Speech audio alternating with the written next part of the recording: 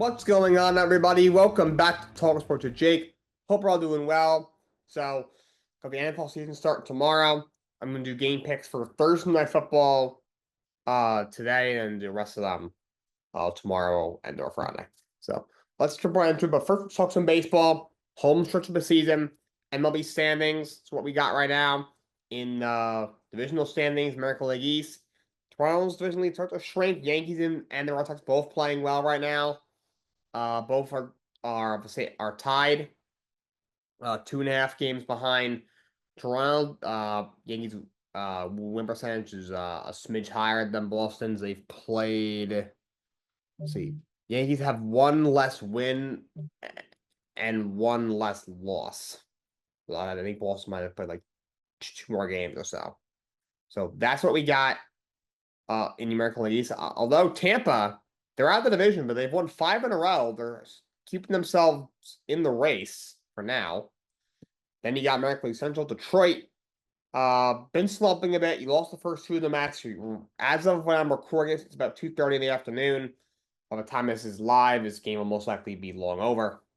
But you're up 3-1 right now, head to the 6th inning against the Mets.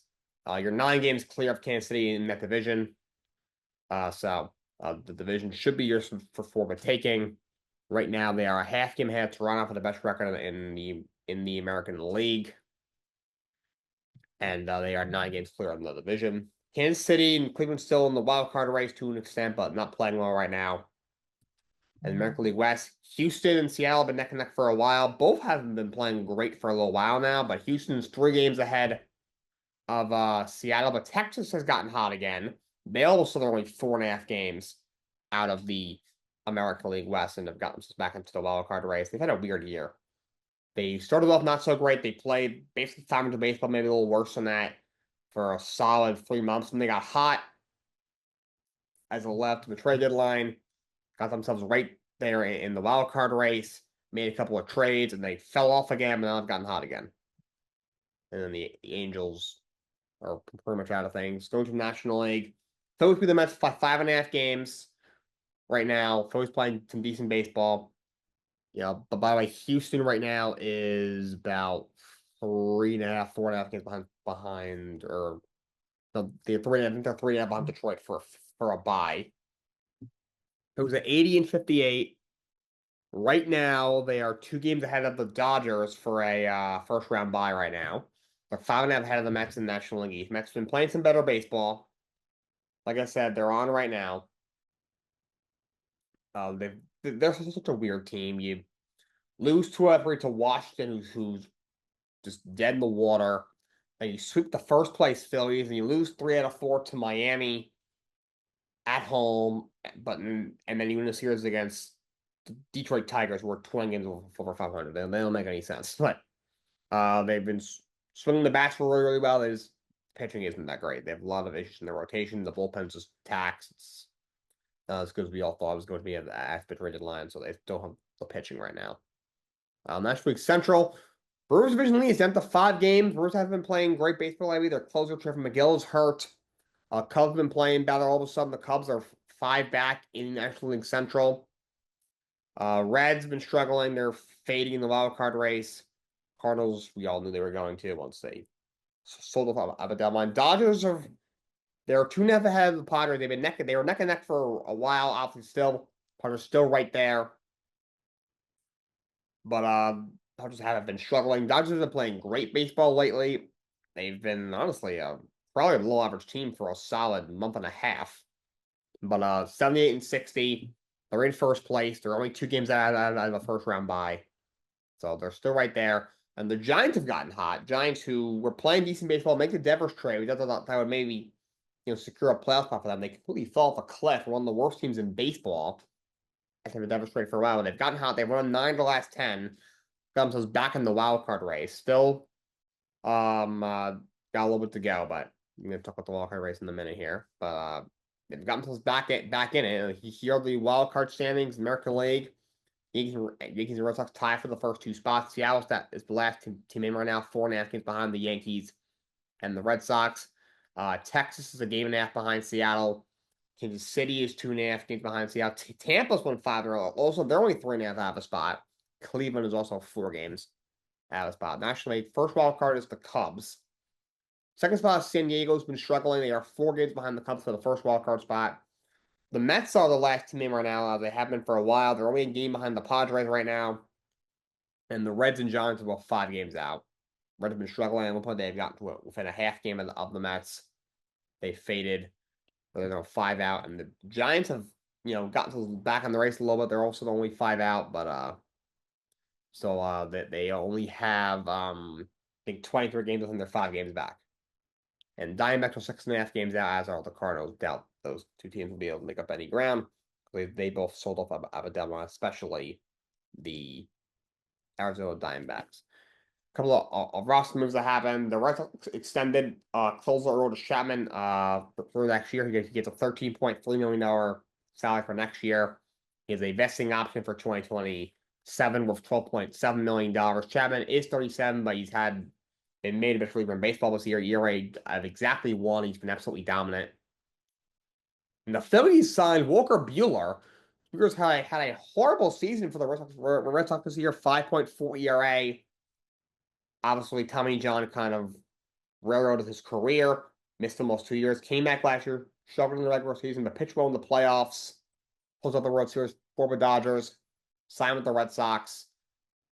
Started the year hurt, comes off the IL, I think in May, but it's been really, really bad. Boston DFA'd him and then released him to make way for top prospect Peyton Tolay to make his MLB debut, take his spot. But Bush picked him up. He's been a great postseason pitcher throughout his career. I mean, he pitched pretty much just as bad for the Dodgers in the regular season last year, and they still, ran him out there as their 3rd starter in the playoffs last year. And the Phillies just lost Zach Wheeler. Could he, maybe sneak into their playoff rotation or be a length guy in the playoffs? Phillies pick him up, for the stretch run. College football is back. Week 1 was this past weekend. Let's talk about it. The Thursday game was South Florida pulling off an upset over number 25 Boise State, 34-7. This was kind of an expected upset. Boise State, we all knew was going to come back down to earth after you lose Ashton Genty. Can't imagine they'll be the group of 5 team to make the college football playoff this year. USF isn't that bad, so not too surprised. I'll be a little closer, but not that surprised they beat Boise State. The Friday game, we had number 12 Illinois easily beats unranked Western Illinois 52-3. And the quarterback Outmire 17 of 21 for 217 yards and 3 touchdowns, beating the 5 catches for 108 yards. That game was not all that close. On the Saturday games, you had Iowa State ranked 22nd, a small upset over number 17 Kansas State, 24-21. Iowa State last year won the Big 12, had that great playoff game. Who was it against? Texas. Then you had number 3 Ohio State gets past number 1 Texas, 14-7. Arch Manning struggles mightily, 17 of 30 for 170 yards and a touchdown. Got people freaking out saying, "Oh, this kid's not that good. He's overhyped." This is my take on it. I do believe Arch Manning is overhyped, but I don't believe it's his fault. Arch has not been, people are comparing it to Shedeur Sanders. That's not an accurate comparison. Shedeur Sanders is always talking about himself. He's always on social media. This guy's always legendary gear. Arch, you haven't heard a peep out of. In fact, when they asked him a couple of weeks ago about, maybe is he going to wait to declare until next year, he basically said, "Oh, basically kind of dodged it. He's I haven't made this decision yet," kind of thing.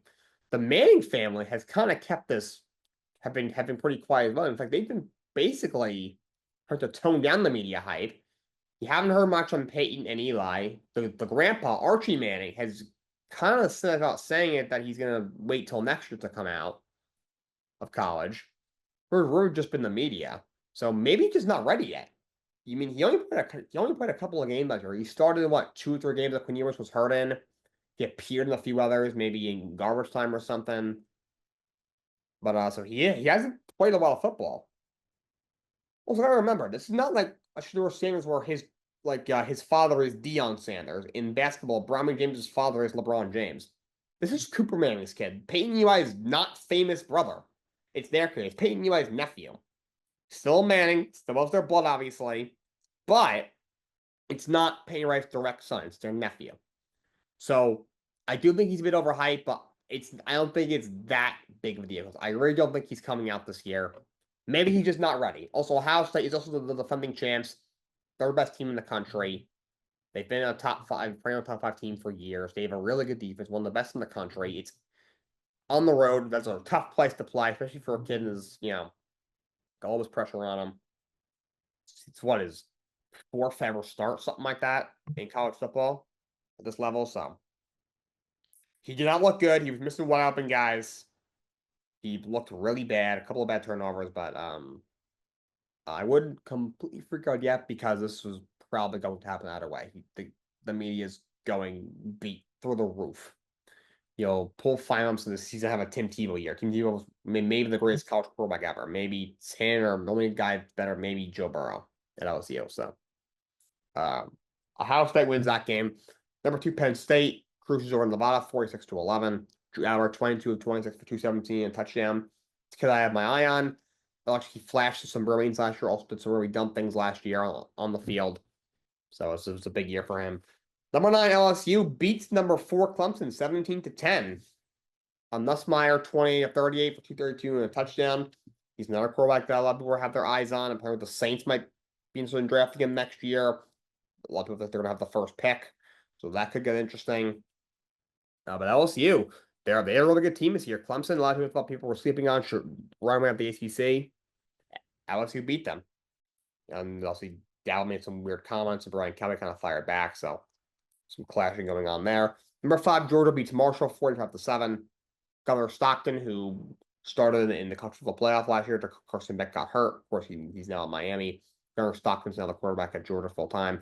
14 of 24 for 190 yards and 2 scores. Also ran for 73 yards and 2 touchdowns on the ground. So he played well. This is not a game you even have to get up for. It's Marshall. They're all very good. And you have number 7, Oregon beats Montana State 9-13. Interesting to see how Dante Moore plays. 18 of 20 for 213 for 3 touchdowns in that game. Obviously, Montana State. Not much competition over there. You got Florida State beats number 8 Alabama in a shocking upset, 31-17. Ty Simpson struggles mightily, 23 of 43 for 254 and two touchdowns. I think Alabama's done. Kalen DeBoer is 5-5 in his last 10 games. There, he's lost 4 double-digit. He's lost 4 games with being favored by at least 10 points. Just the program is not what it was under Nick Saban. This is going to happen no matter who took over. That's why guys who had connections like Dan Lanning and Steve Sarkisian didn't leave where they were for his job because they knew it was good. They were going to have unrealistic expectations when if they lose more than 2 games, more than 1 game, honestly. People are going to freak out. They get fired in 3 years. And then, that's why they let a guy like DeBoer, who had just taken Washington to the national championship. And I think he's a good coach. Dude took Washington to the national championship right before the year before he took this job. I honestly probably should have stayed. I get it. It's Alabama football. His buyout is $7 million, so he got a ton of money. But he could have been a hero in Washington, retired very nicely there, happily there. Been loved, but their program is just a sham of what they once were. And they haven't really even been the team, even the last few years under Saban. Georgia kind of took that over. Now it might be, kind of a collection between them and Ohio State. Texas is right there too. Now the 12-team playoff, but I think they're done. They weren't great last year. Bad start this year, and I honestly haven't discussed that much better. I mean, yeah, I don't think they'll be 5-6. I'm sure they'll be 8-4, 9-3 again. But this is Alabama. Anything less than 11-1 is a failure for them. So I think their time, maybe they'll still be a good team next bunch of years. But as long as Kalen DeBoer is there, I just don't think he fits what Alabama's looking for in a coach. I think they're running as the team, or even the second or third team every year. At the very least, you can bank on being in the semifinals. I think that's done. That is done. Number 11, Arizona State beats Northern Arizona 38-19. Well, I stand corrected. It was not Iowa State, but it was Arizona State who won the Big 12 last year and had that crazy college football playoff game that was with Cam Scatterbo, who of course now plays for the Giants. Sam Leavitt, 25-39 for 257. 2 scores, also ran for 73 yards and two touchdowns as well. So they pick up a win. Number 14, Michigan beats New Mexico 34-17. Bryce Underwood, true freshman. A lot of people have eyes on him.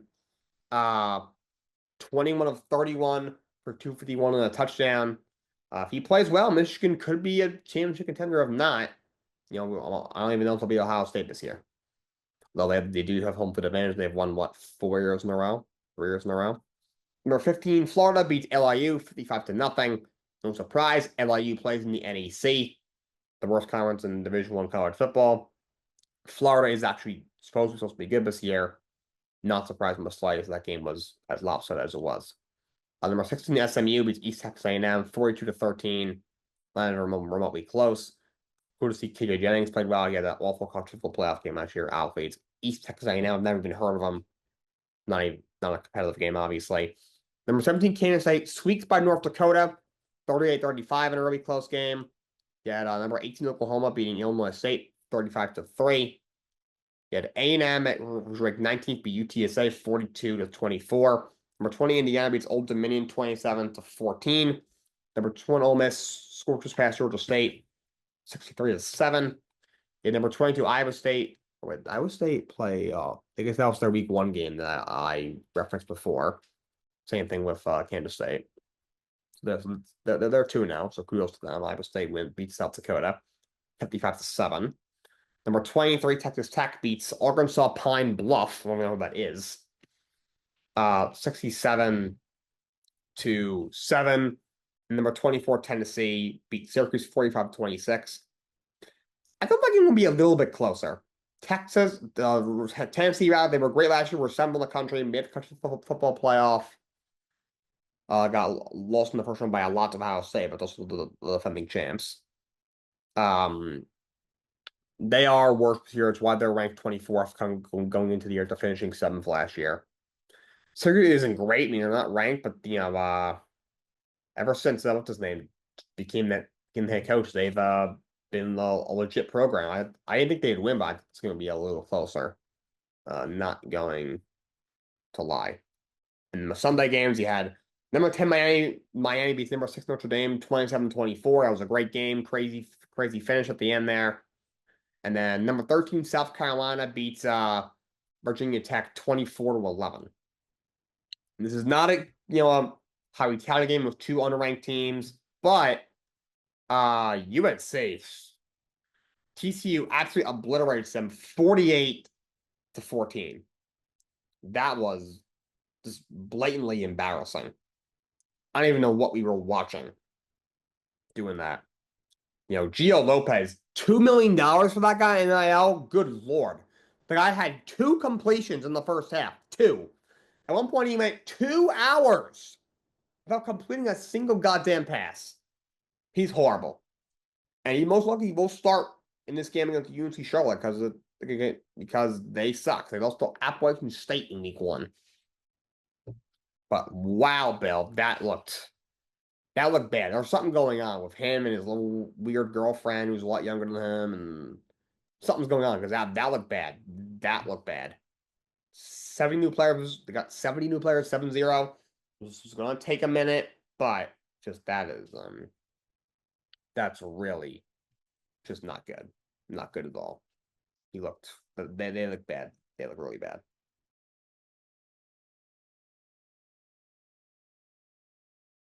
To finish off, I just want to talk about Thursday Night Football.